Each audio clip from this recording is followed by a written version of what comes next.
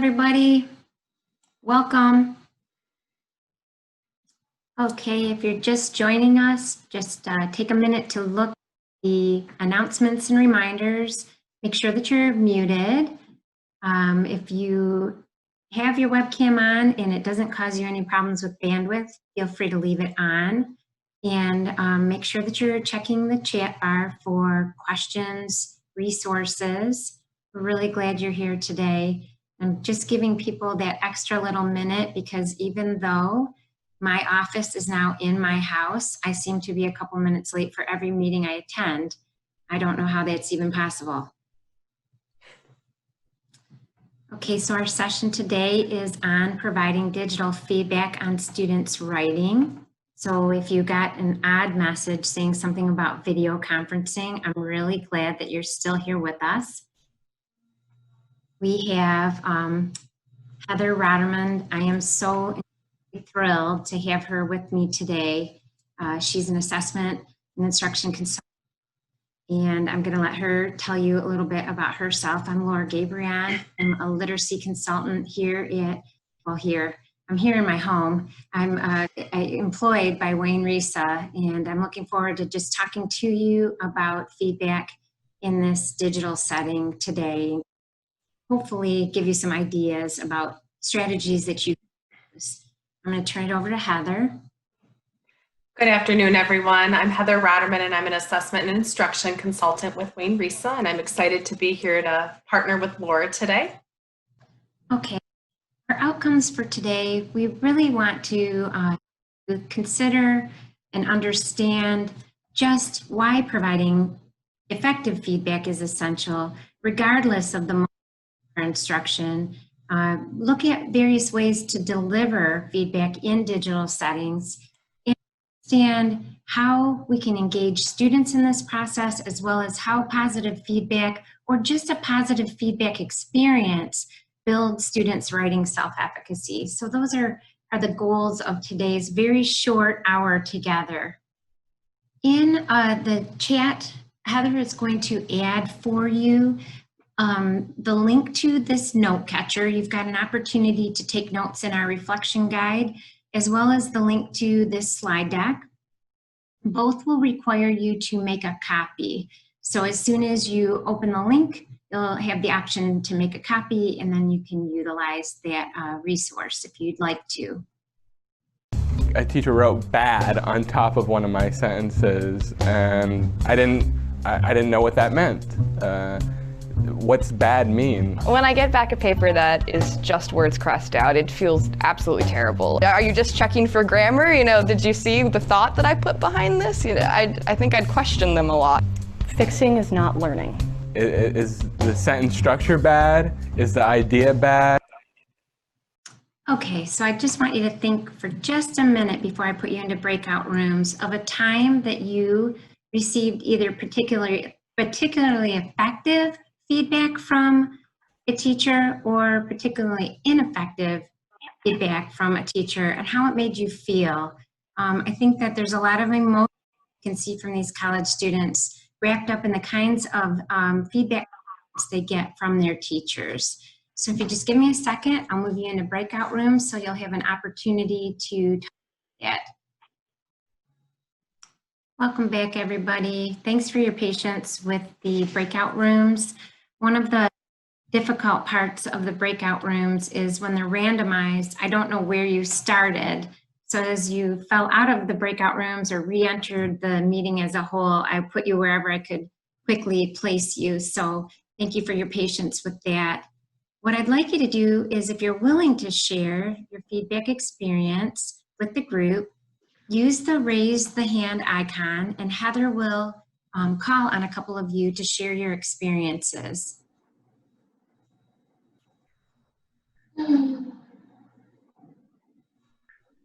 So to raise your hand, you click on participants, and then this next box will come up and you can click on the hand. So I see Eileen. Eileen, would you like to unmute yourself and share?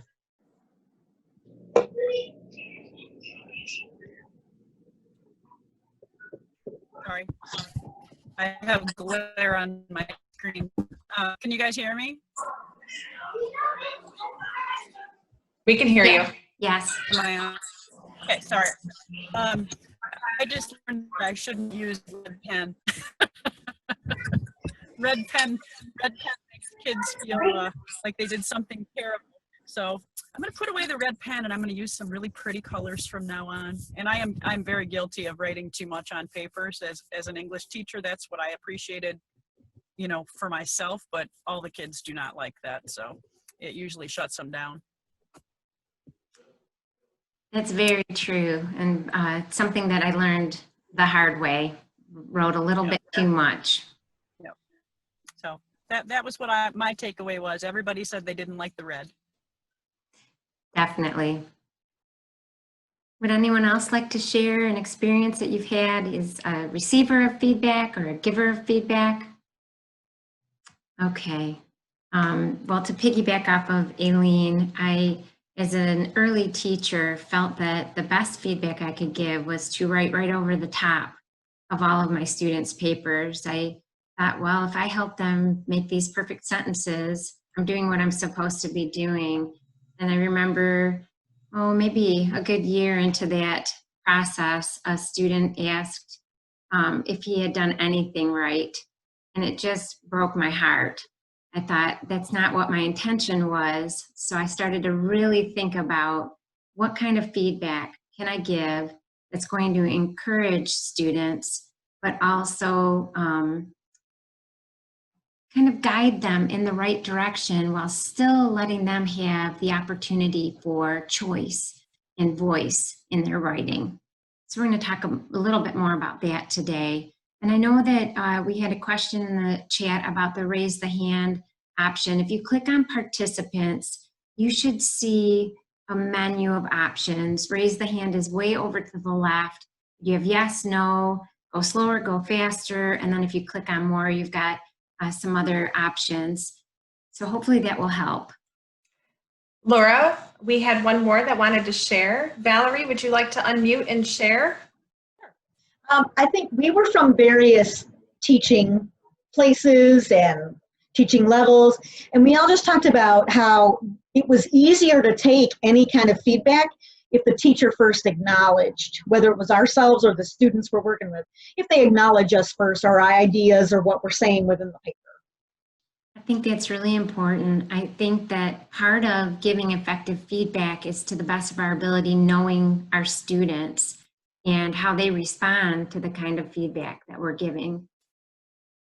So one of the things that we've based this whole summer literacy blitz on is the literacy essentials. So I'm sure some of you are familiar with the literacyessentials.org site, but if you're not, please definitely look over the 10 essential practices. This suite of documents actually covers birth to grade 12. So there are different documents for different age groups, like a 0 to age 3, a pre-K, K3, 4, 5, and finally 6, 12. There are also school and center-wide essential instructional practices as well as coaching practices. So they're a wonderful resource of research-based best practices that the state and a myriad of collaborative groups have created to help us think about what would be the 10 most essential practices. And you'll notice with the K and even the 4-5 that we often hear every child, every classroom, every day. So these 10 instructional practices are meant to be something that we utilize daily. However, in the 6 to 12, we have to remember that we are often only seeing those students for 40 to 50 minutes a day, depending on the rotation. And so we look at those 10 essential practices more as per unit. So within the course of the unit, are you employing these 10 instructional practices? So in keeping with our topic today, you'll notice that in the K3, we've got the ongoing observation in assessment of children's language and literacy development that informs their education. And specifically, we look at formative and diagnostic assessment tools that inform instructional targets like writing strategies that are being used and not being used. even at such a young age, we still want to impart to them the types of age-appropriate writing strategies that we're hoping that they'll use as they're writing. In grades 4-5, we look at ongoing observation of children's language and literacy as involving explicit feedback. So we want to point out what the learner is doing correctly and incorrectly, but I think that a very important part of this particular bullet point for essential practice number 9 is that we use feedback, or we include feedback that builds on earlier feedback.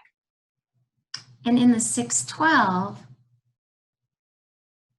you'll notice that there's a move to really involve the students in this process, which is ongoing throughout, but by middle to high school, we want to encourage peer feedback. We want to provide students with time for self-assessment. We want students to build those self-regulatory skills. So again, these essential practices are based on research. So we know that research involves from K to 12 effective feedback given as an opportunity for students to utilize the correct types of strategies to eventually move into those opportunities for peer and self review of their writing. We also know that research supports giving formative feedback throughout the writing process. Giving feedback can be at any stage of the writing process. We can give students feedback when they're selecting their topics. We can give them feedback when they're gathering information or pre-writing or drafting. We need to, as educators, practice that art of listening. It is difficult. I think a lot of us went into education because we are incessant talkers, and a lot of times we can't just stop and listen. We want to guide. We want to give that advice that we're just poised and ready to give. But we want to make sure that we give our students an opportunity to voice their thoughts, to try some things out that are new, and guide them in that process. And finally, Grant Wiggins expressed that feedback needs to be timely, specific, understandable, and allow for self-adjustment. So something that Heather and I were talking about before the session started was that sometimes we mark their papers in a way that lets them discover what some of those errors are and figure out on their own how to fix those errors. We don't want to always give them the one way to adjust. On the student's end, we want to be sure that they have time and opportunity to talk about their writing with us, that they have an opportunity through these interactions to build their self-efficacy. And we, of course, want them to start to self-regulate, to start to see some of the things that are not working in their writing on their own and make those adjustments along the way. So something that Heather and I worked on together when the schools first closed was a formative feedback page for the Continuity of Learning site. Initially, that site started as remote learning tools, and over time it grew to a very large number of resources. And Heather's put the address to that in the chat, but definitely feel free to check out that site. It's a comprehensive site that evolved as issues within the state evolved, and we went from kind of a situation where we were on pause. We weren't sure if we were going back, and then as of April, we had schools closing for the remainder of the school year. So our resources changed accordingly. But in this particular feedback cycle, what Heather and I wanted to impart was that it is a cycle. Just like writing is recursive, so is the feedback process. So in our feedback cycle, we added actions that teachers could take, and we're going to talk about some of those today, and I'm going to give you some opportunities to kind of look at things like screencasts or peer-led comments or audio comments. We also wanted students to think about what actions they needed to take. Would they create a revision plan? How would they adjust based on peer or teacher feedback? What kinds of responses would students have to the initial feedback? Would they review the typed comments? Would they have a one-on-one video conference with the teacher? So again, we really wanted you to think think of this as a cycle, but also think about what our role is, but how to model what we want the students to do as well. And Heather, I'm not sure, would you like to add anything? No, not yet. All right, we spent a lot of late night hours working on the feedback page of this. So yes, we created our cycle and we're gonna kind of work through that. So John Hattie has done a great deal of research where he's collected data from other research projects, research studies that give him, gives him the opportunity for that meta-analysis that allows him to know that there are certain instructional practices, certain things that we do as educators that actually will, without a doubt, directly impact student success. So one of them, you can see, one of the most powerful is feedback. So we do need to think about the time we spend in this, because as teachers of writing in particular, it goes without saying that we're going to spend a great deal of our time providing feedback. And I think what I've also realized over time, and I'm sure many of you have as well, we have to be selective about when we're really going to jump in with that feedback. There's not enough time in our lives or our days to give feedback on every single thing students are doing when they're writing. So we have to think about what are the overarching learning targets and how to effectively use those opportunities to provide feedback to our students. So what does that look like in a digital space? One of the easiest ways that we can give feedback to our students, whether we're in something like Google Documents or Microsoft Documents, is to just simply use the comments feature. And Michelle Wagner, I was in a session with her yesterday. One of the things that she said that I never even thought about is that it preserves the student's writing. You haven't changed anything by highlighting their sentences or their paragraph. You just have noted that there might be something that they need to think about or adjust in that particular area. But again, you have not taken away any of their authorial voice or some of the decisions they made while drafting. And I think that's a wonderful aspect of comments, marginal comments within these word processing documents. Another thing that I learned too from Michelle yesterday was that if you put the plus sign and the student's email address into the comment, that will basically assign the comment to the student. So the student will know that this is something that he or she needs to address. And I believe it does show up in your email once you've added that email address. So they also get the kind of the outside of the document alert. They are going to need to attend to something in that particular paper. Another thing that I've used many times is audio comments, and they've gotten much easier as we've progressed. Vocaroo, which can be found at vocaroo.com, is a very easy way to add a digital comment. When you go to vocaroo.com, you get a little record sign button, and once you hit record, you'll be able to stop once you're happy with the recording. And then what you'll see is what you see in the lower left-hand box is you'll have some options for sharing it. You'll get a link, or you could create a QR code, and you could take that audio comment and put it right into the comments feature of Microsoft Word document or a Google Doc, but it gives you a different way of responding so that maybe it's easier for you to talk through what you want them to do rather than type it all in. You can also send the comments via email. I found that audio comments, my own experience with using them has been that I really need to prep ahead of time. So what I often do is I highlight a few sections that I really want to talk to the student about so that I'm prepared for that audio comment. The highlighting of that area in their paper helps me to remember, oh, okay, I know what exactly I want to say to the student about this. It also has that somewhat personal touch because they hear your voice talking to them about that particular area of their paper. And I have learned over time that it's great to limit the length of those comments because students only can attend so long to kind of hearing your voice out there explaining something. So I found that there are a few recording platforms that only give you at the tops 5 minutes. I think anything more than that is it's difficult for students.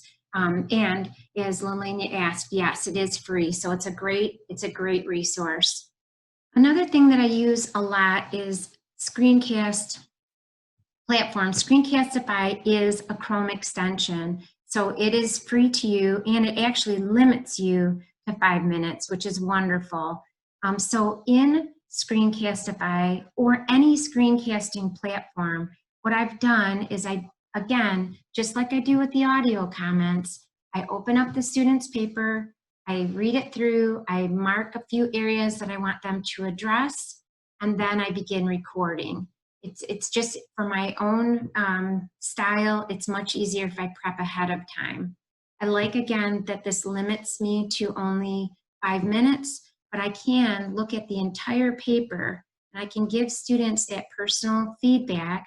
Back in the beginning when my kids still had iPods, it feels so long ago, and I was doing audio comments, I would always start mine with, "Hey, Sally, I'm looking over your draft right now, and first of all, you did a wonderful job with," and then I start in on a few things that they might want to note.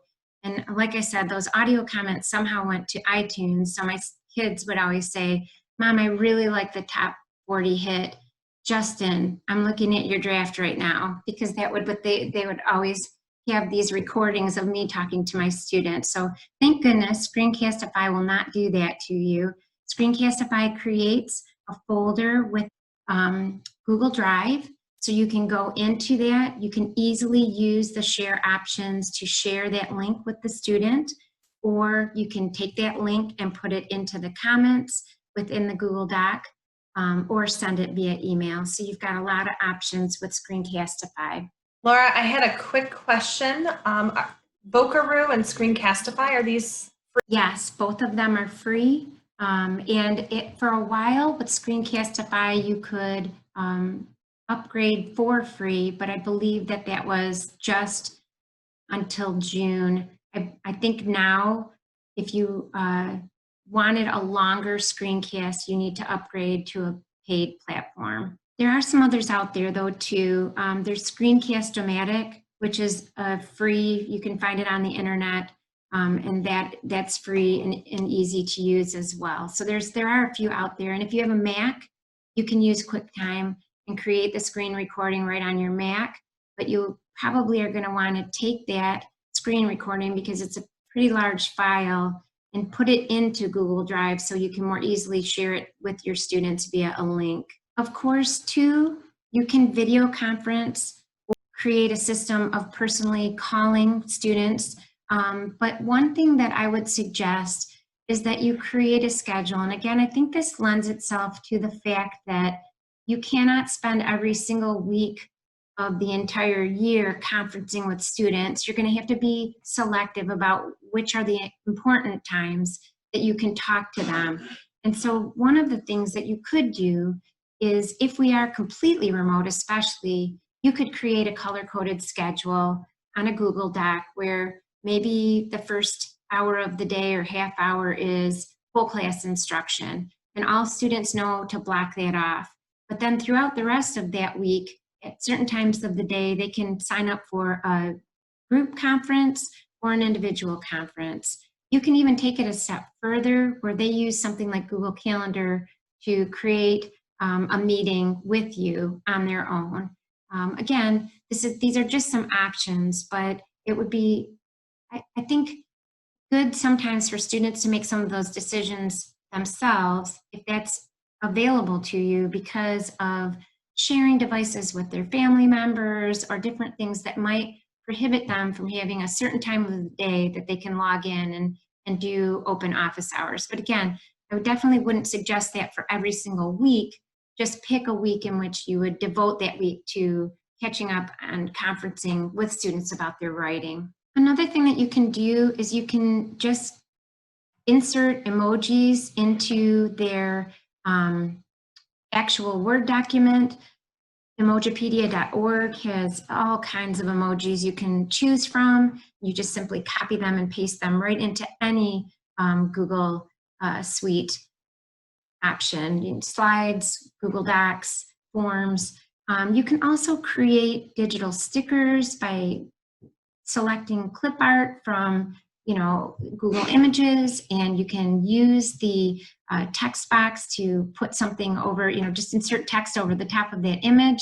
And if you put this into Google Slides, you can, again, copy and paste that clip art image, type in your text over it, and then when you go to File and Download, you can create a JPEG out of that slide. So now you've got an image that's basically rendered. All of the stuff is together. You don't have a loose text box over a picture. And then you can attach that to students' writing. Definitely, there's a lot of opportunities for providing peers that opportunity to interact with each other on a particular writing assignment. Flipgrid is wonderful. It's very easy to use. Once you set up that grid, students just have to click the green plus sign. They record. They play that recording back to make sure they're happy with it. And they then can take a kind of a screenshot or, it's like a selfie. There's even some Snapchat type filters that they can put over the top of their selfie. And then you can see that they'll fill up that grid very quickly. But you can use something like Flipgrid to have kids interact about each other's writing. You can use the comments feature in Google Docs. So if you make a particular assignment that you want the students to interact with each other, but you also want to keep that outside for, you want to give some comments to the student, but not influence the comments to each other, you can have those students copy and interact via the comments feature. You can teach students how to use Vocaroo. You can use things like discussion posts or forums. In Google Classroom, it's the question. You're able to use that. But what I've done with students in that setting is I have them upload their document, and I've usually pre-assigned them pairs so that they don't have to think about making that decision. Sometimes what will happen is they will all kind of migrate to one person, so they don't share the wealth very well. So I just create a table where, Joey is matched with Lily and etc. through the table, and then Joey posts his paper, Lily provides comments, and then Lily posts her paper, Joey provides comments. So it's relatively easy to set that up. You can have students use video conferencing software, but I think the most important thing is you've got to set parameters around the peer review experience. What do you really want them to do? How is it aligned with the learning targets overall? And how can you simplify the process, since they are already immersed in their own writing? They're in the drafting phase, they're making some changes to their own paper. You want them to interact with the peer, but maybe you want to give them something specific, like 2 stars and a wish, or bless press address, where you've given them some parameters, or maybe even they're writing a narrative. So you give them things like it has characterization in a setting and a plot that involves a conflict or something like that. So they can go through and make those comments based on verifiable targets that you've created ahead of time. All right, so I want you to think about, we went through these very quickly. I want you to think about some of the new methods you may have heard for the first time, or maybe you've got a really great, and I want to say old, but I know we just all entered this realm of teaching a couple of months ago. So I want you to think about that for a minute as I get these breakout rooms ready. I'm going to put you, and we'll take a few minutes to simply just think about what you might try, talk to each other about those, or like I said, give your fellow breakout roommates an opportunity to glean from your knowledge in this area.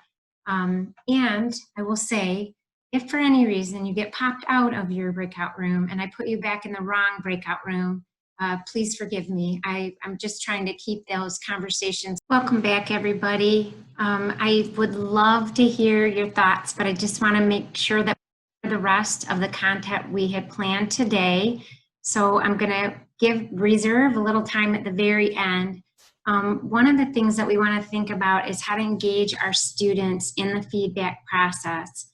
So something that I created a few years ago, and it's really based on just a set of questions that Sweetland Writing Center at the University of Michigan has as part of their revision plan kind of exercise. Is I took the questions and I more or less modified them to create a little table because I thought it was easier for the students to think about some issues and concerns they had with their paper, their plan for addressing those issues, and then what would be the benefit of making the change to the paper. And you can kind of ratchet this up or down according to the age level of the kids. My suggestion is that you don't have them do more than 5. And I have actually tried doing it before I look at their paper and after I've looked at their paper. So for example, sometimes I'll say to students, we know our writing Achilles heels pretty well. So what do you think you might have struggled with in your paper? So they can write down their issues, their concerns, what their plan would be for addressing it, and then how would that make the paper better? And so I've also tried the other way, where I've given them feedback, they've looked at it, and now based on that feedback, they pick out their top 5 issues or concerns. So in that way, I feel like we have a conversation. We have an opportunity to kind of meet in the middle, talk about why they picked those top 5 or those top 3, and what they're going to do to make the paper better as a whole based on those. If you're teaching older kids, especially at the high school level, you can get them thinking about that beautiful, actually the middle schoolers too now with something like the PSAT, but thinking about the rhetorical benefit. So what, how would this be, and I guess too with our younger students, we could think of how this influences the craft, the author's style, their own, that is, by making those changes. So that's just one way to engage them in that feedback process and build their feedback literacy, because as you noticed with the short video in the beginning, sometimes they don't know what we mean by our comments. Sometimes, like that poor young man, bad. Was it the sentence that was bad? Was it the paper? Was it his idea? So sometimes we think we've clarified, but they need that little extra time to talk it through. Another thing that we can do is we can use the comments feature to ask them to reply back to us by asking a question or having them try something out. If you've ever tried asking them a question as opposed to just providing a comment, it takes a little bit of a mind shift. But if you ask them, would it help here to add a transitional sentence? Or maybe you need a different word for, what do you think? And then say, if I've asked you questions in the comments that I've provided, I want you to answer them. I want you to think about those. I'm going to look for your answers to those comments as you continue to draft and revise this. So again, this gives them a chance sometimes to clarify what they were thinking. Maybe we misunderstood, or to defend something that is really like going out on a limb as a young author. They wanted to try something, but we weren't following along with it. This gives them an opportunity to explain. Another thing we can do is, once again, create those schedules. Give them an opportunity to talk to us in a video conference or talk to us via phone.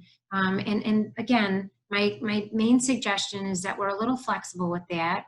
I wouldn't assume that it was every week of the unit or the semester or the quarter, but that certain times when we want to have those writing conferences and we want to prioritize those, we give them some options. Do they want to talk in a group? Do they want to talk one-on-one? So in the chat, we call it a chat flurry. Add one way that you can make or have made feedback a two-way conversation with students. So whenever you're ready, type in your response and send it out. So Laura, I'm seeing Google Docs, goal setting.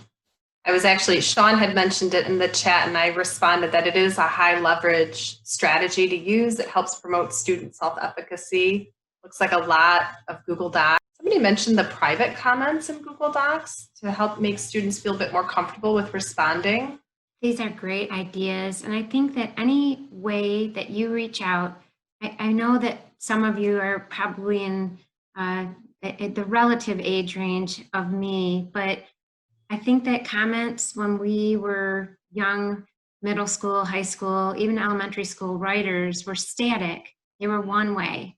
Our teacher handed us comments. We did what we needed to make the final copy and we turned it in. And so I'm really urging you to use these wonderful ideas you placed in the chat to think about a way to engage them in the process. And again, it might not be with every assignment. It might not be with every piece of the writing process, but when would it be most important to push their thinking forward a little bit? That's a really good point, Laura, around the generic comments. So in the assessment world, we would call that evaluative feedback, a feedback that is in terms of a generic comment or a grade where there's really not any learning that takes place after that or any student motivation because they see a grade or a generic comment and then it stops. But really providing that actionable, descriptive, formative feedback like you've been talking about really provides the learner a pathway towards that intended learning outcome, whether it be a paper or a math problem or something with reading. Really thinking about how the student can really take it on as their own and empower them to make their decisions of how they get to that intended learning, how they use that feedback is really, really important. So we want to think too about building their writing self-efficacy. We need to give them some opportunities to grow in confidence about their writing. So one of the ways that good old Albert Bandura came up with is that they just need opportunities for mastery. They need to be successful at some of the tasks that we give them. They also need to be able to see other people complete the task, even if it's us, even if we model the task for them, or if a peer does it. But I think where that feedback part that is so critically tied to self-efficacy is in that encouragement, that verbal persuasion. And just like what Heather said, we want to think about definitely encouraging them, but also nudging them. How can you kind of find that balance between the two?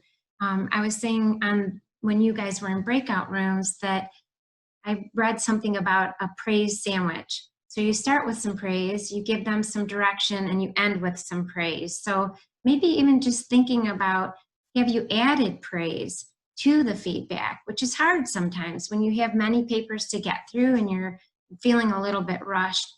But think about how you can encourage them verbally through that feedback, or written or typed or provided via audio comment, to push their thinking forward, push their writing forward. And I think that overall does change that climate in the classroom, which is also really important. It lessens that anxiety and makes the students feel confident that they can actually move towards mastery of a certain task. And why do we worry about self-efficacy? There's so much that comes along with it. Once we build their self-efficacy, we know that they will increase in engagement, they will perform, they'll self-regulate, they'll participate.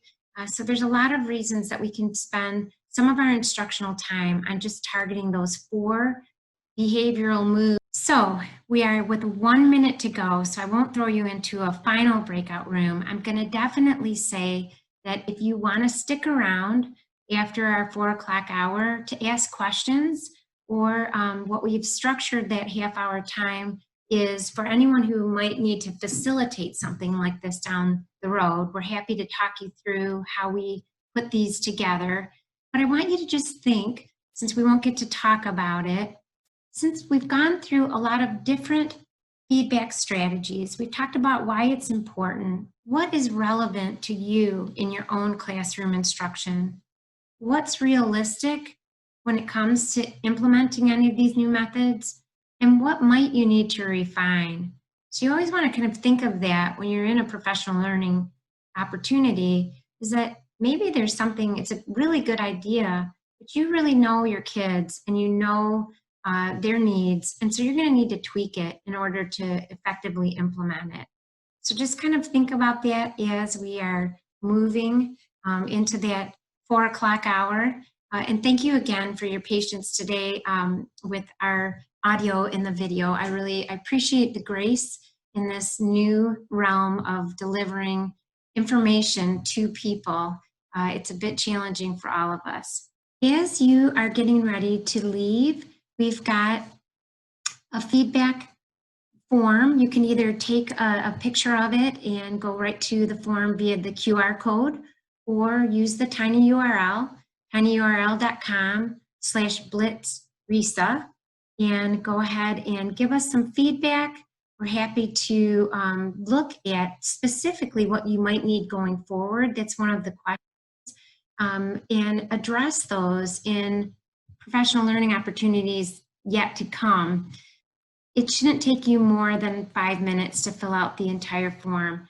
The other thing that I want to make sure that I share with you is the rest of our summer learning blitz. We're only in this second week. Our first week in July was a bonus week, so please feel free to sign up to register for these. And even if you find that you can't come from 3 to 4, because you've registered, you will be sent all of the materials and the recording.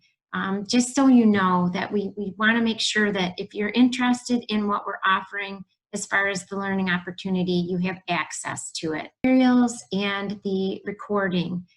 Just so you know that we want to make sure that if you're interested in what we're offering as far as the learning opportunity, you have access to it. I'm going to put a shameless plug in that Michelle Wagner and I are doing a session tomorrow on questioning and formative assessment. Shameless plug. And since the links are in the chat, I'm going to go ahead and stop sharing. And if there's anything that you would like to add, anything that, like I said, we're going to go very quickly into our question answer period if you would like to stick around.